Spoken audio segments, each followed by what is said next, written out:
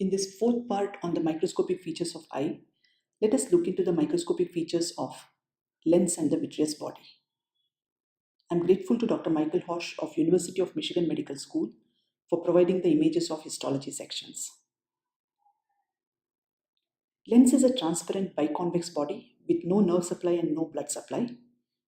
Posteriorly, it is in contact with hyaloid fossa of vitreous body, and anteriorly it's in contact with the pupillary margin of iris.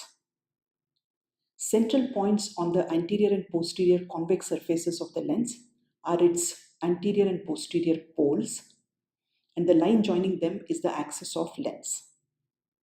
The marginal circumference of the lens is its equator.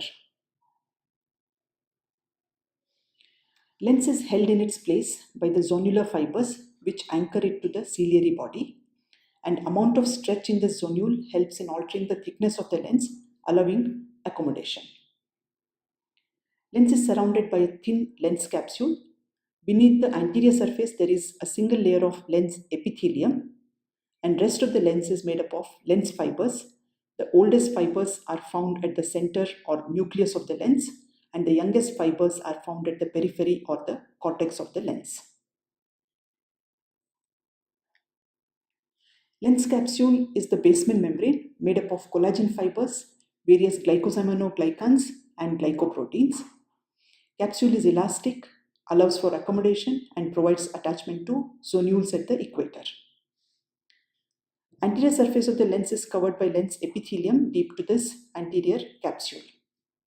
This epithelium is made up of roughly cuboidal cells, and those cells which are close to the equator form the germinative cells undergoing mitosis.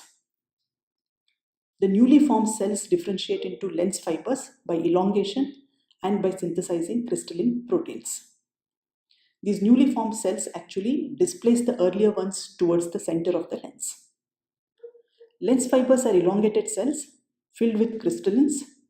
Newer cells are close to the surface and possess nuclei, and they form the peripheral cortex of the lens. Older fibers are devoid of nucleus and other cellular organelle, and they are located in the central part of the lens called as nucleus of the lens.